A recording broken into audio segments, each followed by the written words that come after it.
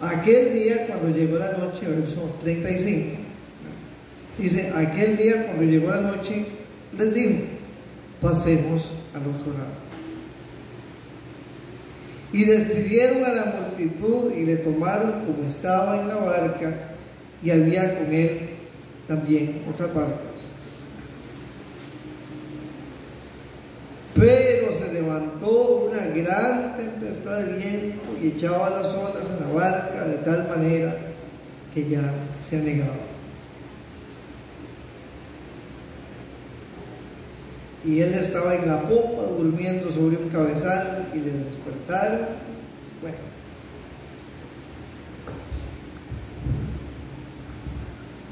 bueno, ahorita estamos en una situación particular que todos sabemos, una nueva realidad.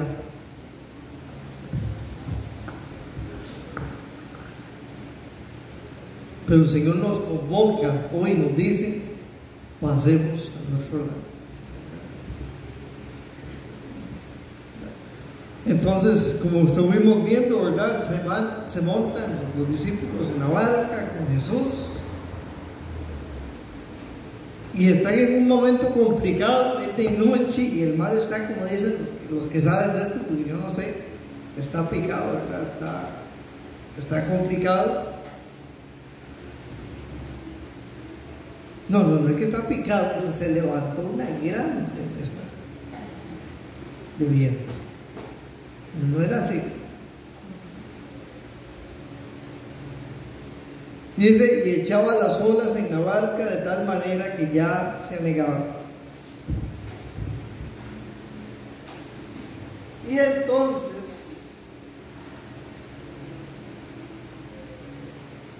yo me imagino ya a los discípulos, ¿verdad? Sacando agua del bote, ya nos hundimos. Bueno, mi papá me contó una experiencia ahí que estuvieron en alta mar, o no sé, bueno, no sé si alta mar, pero ya en el mar adentro, se les volteó el bote, no sé qué fue una vez que andaba. Bueno, eso debe ser una cosa, imagínense, de noche, con iluminación precaria, y se les voltea la panga, no sé si era de motor o era de canaleto, cómo era. Lo que quiero decir con esto, hermanos, es que los discípulos estaban ahí luchando, solos. Acordémonos que por qué estaban en el barco, porque Jesús les dijo, pasemos al otro lado.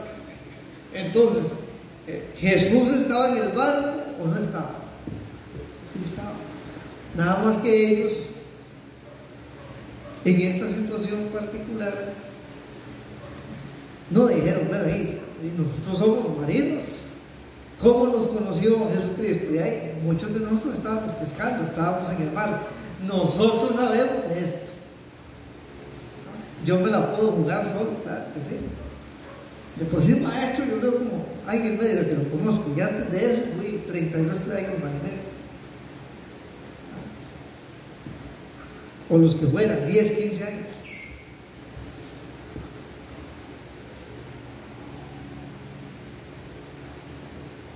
Hermano, entonces, como les dije en una predicación anterior, tenemos que ser aliados de Dios y del Espíritu Santo para vencer cada día.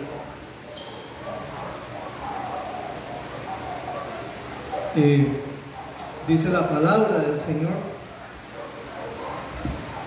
que tenemos luchas, pero no es contra sangre ni carne, ¿verdad?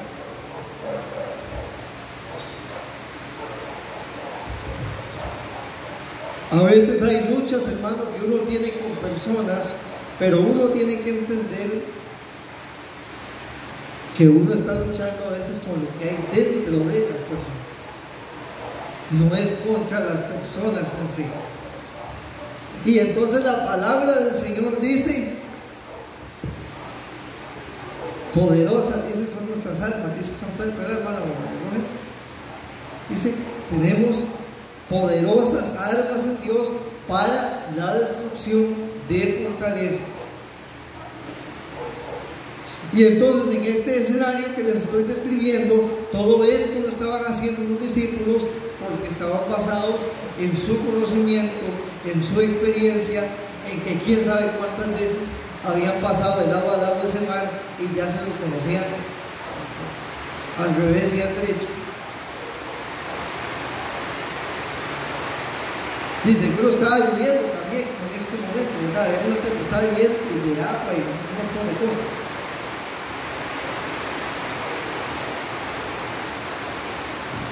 Pero llega un momento, hermanos, en que los discípulos se dan cuenta que están superados por la situación.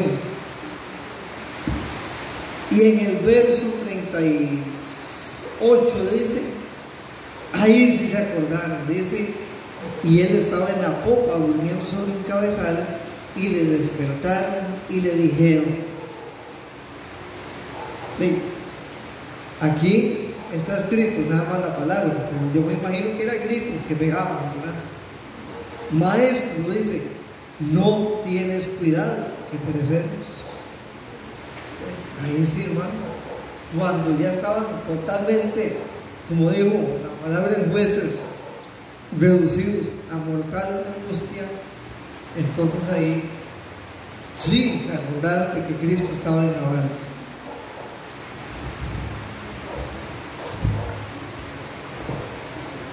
Hermano, ¿por qué es importante y cómo podemos enlazar lo que dije al principio? Es importante que contemos siempre con la presencia del Espíritu Santo en nuestra vida.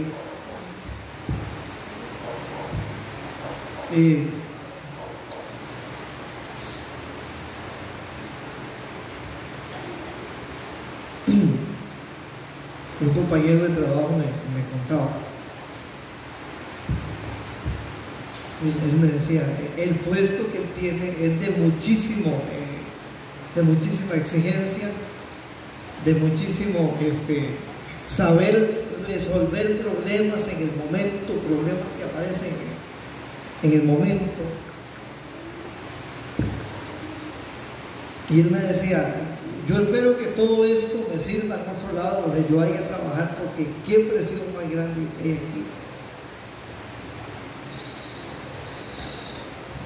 Y no le digo que no sea cierto, pero él podría contar con un pie de amigo, con una ayuda bastante grande, que sería la ayuda del Señor. Sí. Igual nosotros, hermanos, en todas las cosas de la vida, la palabra por todos lados nos dice, seamos esforzados y valientes para emprender todas las cosas que hay que hacer, pero tomados de la mano del Señor. Es por eso que yo decía temprano, es tiempo de que la iglesia se mantenga velando. Es tiempo de que la iglesia se dé cuenta, o nos demos cuenta, hermanos, que Jesucristo nos está acompañando ahí en el bote. Jesucristo mismo es el que nos encomendó a que un día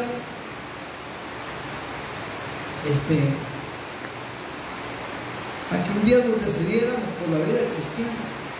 Yo, a pesar de haber nacido en un hogar cristiano, y gracias a Dios por ello, pero un día en esta misma iglesia acepté al Señor.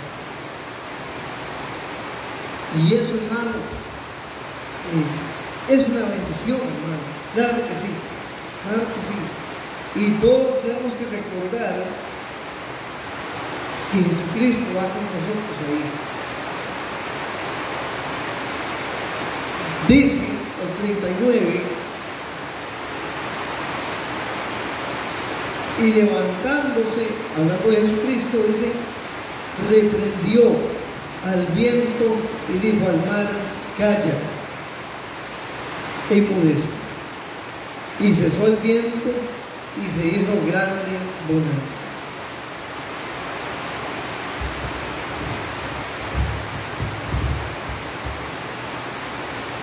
No sé, hermano, a veces los discípulos, creo yo, para hacer una comparación, estaban afuera de la casa tocando la puerta y con las llaves en la bolsa del pantalón. A veces tenían la clave ahí a la par, hermano. La clave era clamar al Señor desde el principio. La clave era aferrarse a la persona de Cristo en nosotros. Y ellos hacen una pregunta muy interesante al final de este relato. Ellos reconocieron o empezaron a reconocer que verdaderamente Jesucristo era algo todopoderoso. Dice, y les dijo: ¿por qué estáis así amedrentados? ¿Cómo no tenéis fe? Entonces temieron con gran temor y se decían el uno al otro: ¿quién es este que aún el viento y el mar le obedecen? Hermano, esa pregunta implica una admiración, una rendición, una alabanza a la poderosa naturaleza de Jesucristo. Así, hermano, aquí aprendemos de este pasaje dos claves. Primero, tenemos que aprender a aferrarnos de Cristo y clamar a Él, y darnos cuenta, en segundo lugar, de que Jesucristo es el capitán del barco. Jesucristo es el que, bueno, yo de estos términos de navegación no sé mucho en nada, pero los capitanes de barco saben exactamente por dónde hay que ir. Les dan un viaje y ellos ven el mar como si fuera la carretera, ahí tiene coordenadas, así, hermano, así viajan los navegantes.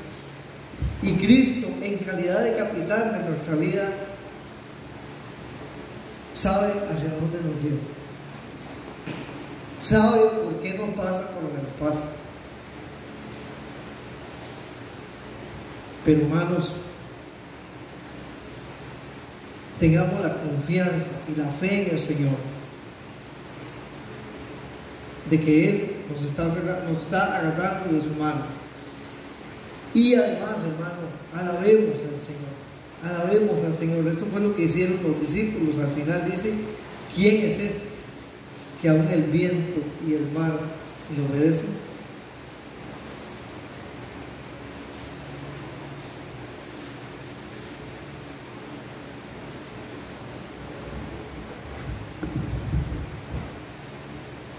Hermano, tenemos que aferrarnos al Señor.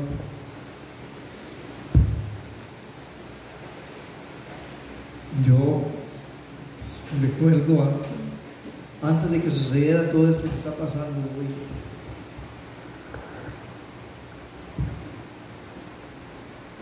el Señor nos dio una palabra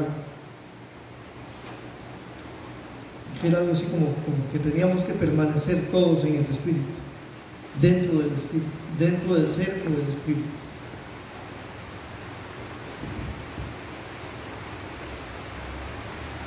Y además de todo esto que está sucediendo, hermano, tengamos plena certeza de que esta es una de las señales, de las tantas señales que hay, hermano, de la pronta venida del Señor. Recordemos esto, hermano. Vamos a terminar leyendo en Hechos 27, otro pasaje, hermanos, sobre una gran naufragio que tuvo Pablo en el mar. Quisiera cerrar con este verso.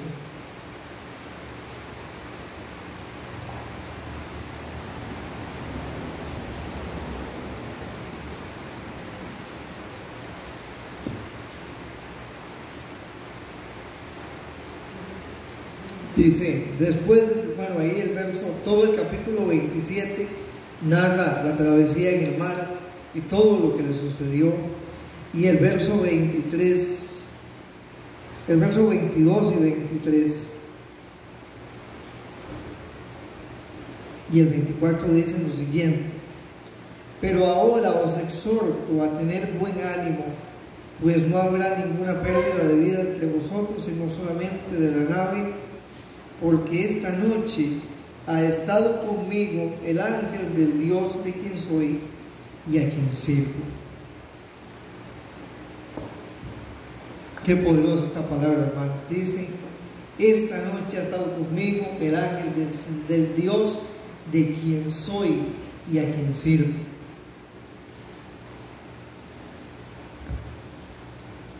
Hermano, usted y yo somos ¿de quién? Del Señor, amén. Y le servimos ¿a quién? Al Señor. Recordemos eso, hermano, recordemos eso todos los días.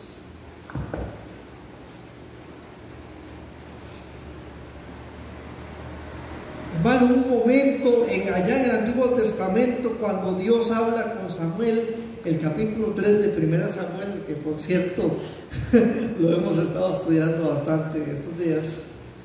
Gracias, Darío, ahí por esas iniciativas.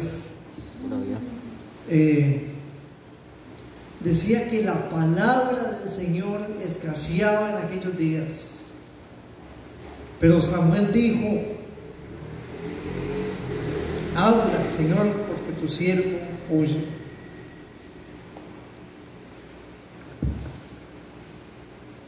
Quizá, hermano, cuando necesitemos una palabra del Señor, tengamos que decir el clamor de Samuel, igual como dijo San Pablo, yo soy del Señor y le sirvo al Señor, escucho su voz, hago su voluntad.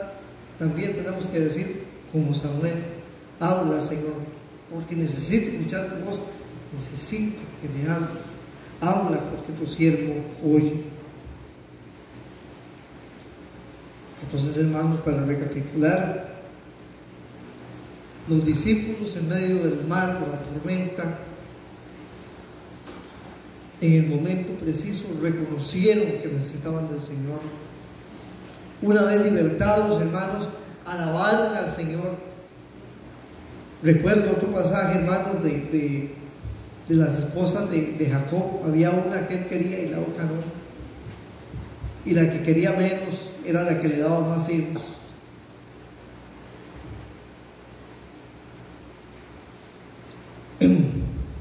Y cuando tuvo el cuarto hijo, que se llama Judá, el tercero o el cuarto, dice, esta vez alabaré a mi Señor. Porque todas las otras veces, hermanos, dice, bueno, esta vez sí voy a tener X o Y cosa de parte del marido. Pero dijo en el cuarto, esta vez alabaré a Jehová. Tuvo la bendición del cuarto hijo y dijo, en agradecimiento alabo a Jehová. Hermano, entonces clamamos por la liberación como los discípulos, y una vez hecha la liberación, una vez hecha la bonanza, alabamos la grandeza del Señor. Hay muchos pasajes, hermanos, dice aquel salmo, creo que es el Salmo 18, dice, tú encenderás mi lámpara, dice, Jehová mi Dios alumbrará las tinieblas, dice.